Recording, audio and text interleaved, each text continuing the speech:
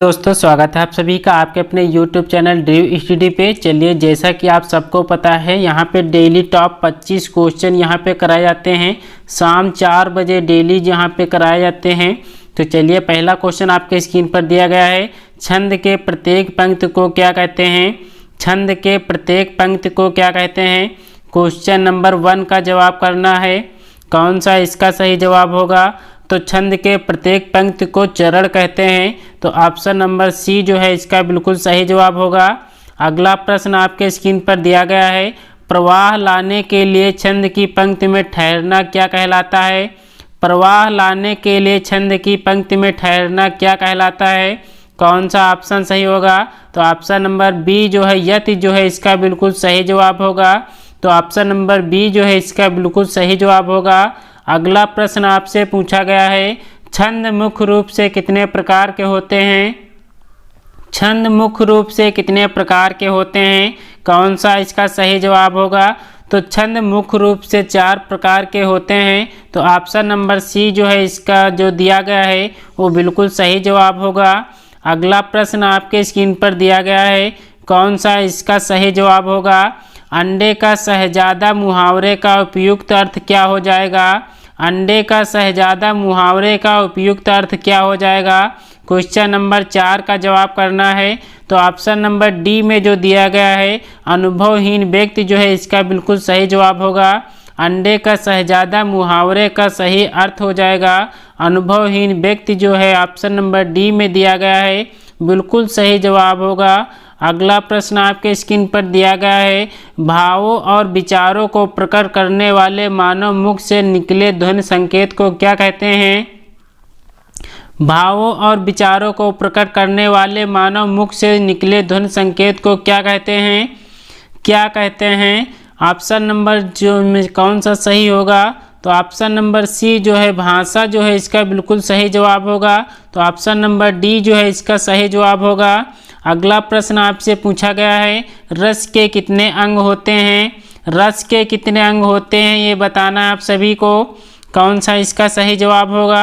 तो रस के जो है 4 अंग होते हैं। तो ऑप्शन नंबर बी जो है इसका बिल्कुल सही जवाब होगा।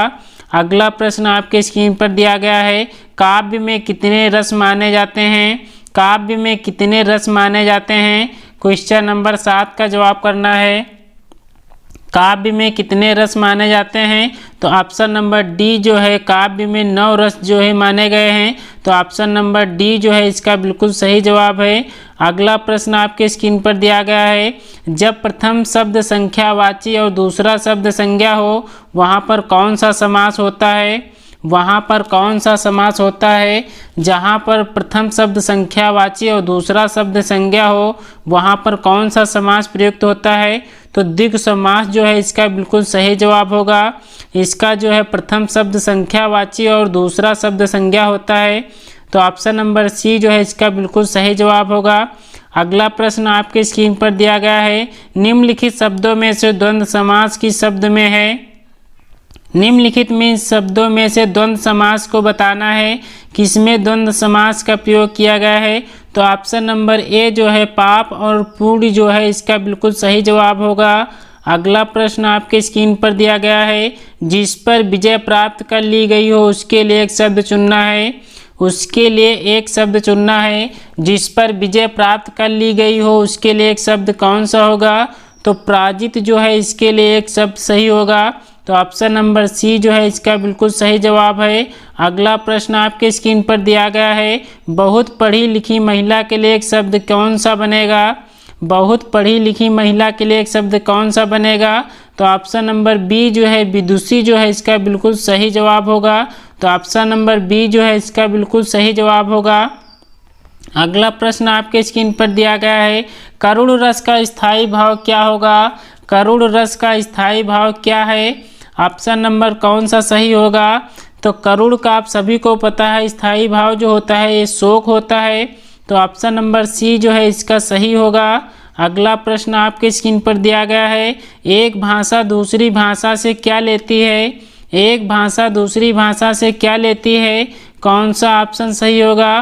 तो ऑप्शन नंबर सी जो है शब्दावली जो है इसका बिल्कुल सही जवाब होगा। एक भाषा दूसरी भाषा से शब्दावली लेती है, तो इसका ऑप्शन नंबर सी सही होगा। अगला प्रश्न आपसे पूछा गया है, भाषा के शुद्ध रूप का ज्ञान किससे होता है? भाषा के शुद्ध रूप का ज्ञान किससे होता है? तो व्याकरण जो दिया गया है इसका बिल्कुल सही जवाब होगा, तो ऑप्शन नंबर बी जो है इसका सही जवाब होगा। अगला प्रश्न आपके स्क्रीन पर दिया गया है, छंद की रचना किसके द्वारा होती है? छंद की रचना किसके द्वारा होती है? कौन सा इसका ऑप्शन सही होगा? तो ऑप्शन नंबर ए जो है गढ़ों के संयोजन से छंद की रचना की जाती है, तो ऑप्शन नंबर ए जो है इसका सही जवाब होगा। अगला प्रश्न आपसे पूछा गया है, श्रृंगार रस का स्थायी भाव क्या है? श्रृंगार रस का स्थायी भाव क्या है? तो रति जो है इसका बिल्कुल सही जवाब होगा, तो ऑप्शन नंबर डी जो है इसका सही जवाब होगा। अगला प्रश्न आपके स्क्रीन पर दिया गया है, 24-24 मात्राओं की 2 पंक्तियों वाले छंद को क्या कहते हैं? 2 पंक्तियों वाले छंद को क्या कहते हैं? तो दोहा जो दिया गया है इसका बिल्कुल सही जवाब होगा, तो ऑप्शन नंबर बी जो है इसका बिल्कुल सही जवाब होगा। अगला प्रश्न आपके स्क्रीन पर दिया गया है, हिंदी साहित्य की प्रथम कहानी कौन सी है? हिंदी साहित्य की प्रथम कहानी कौन सी है? तो इंदुमती जो है इसका बिल्कुल सही जवाब होगा। दोस्तों आपको वीडियो अच्छी लग रही हो तो एक लाइक ज़रूर करना, इससे हम लोगों को मोटिवेशन मिलता है। एक से एक बेहतरीन प्रश्न कराने की कोशिश करते हैं, जो कि आपके एग्ज़ाम में सीधे प्रश्न देखने को मिलते हैं। दोस्तों एक लाइक ज़रूर करिएगा। अगर आप चैनल पर नए हैं तो चैनल को सब्सक्राइब जरूर कर लीजिएगा, क्योंकि यहाँ पे टॉप 25 क्वेश्चन डेली शाम 4 बजे कराए जाते हैं। 19 क्वेश्चन का जवाब करिए। हिंदी के सर्वप्रथम प्रकाशित पत्रिका का नाम क्या है? हिंदी के सर्वप्रथम प्रकाशित पत्र का नाम क्या है? क्वेश्चन नंबर 19 का जवाब करना है। तो उद्दंड मार्तंड जो दिया गया है इसका बिल्कुल सही जवाब है। सर्वप्रथम प्रकाशित पत्र का नाम जो है उद्दंड मार्तंड है, तो ऑप्शन नंबर बी जो है इसका बिल्कुल सही जवाब होगा। अगला प्रश्न आपके स्क्रीन पर दिया गया है, कौन सा शब्द जो है बहुब्रीहि समास का सही उदाहरण है? कौन सा समास का बहुब्रीहि समास का उदाहरण सही है? तो ऑप्शन नंबर सी जो है पच्चानन जो दिया गया है इसका बिल्कुल सही जवाब होगा। बहुब्रीहि समास जो है ऑप्शन नंबर सी में दिया गया है।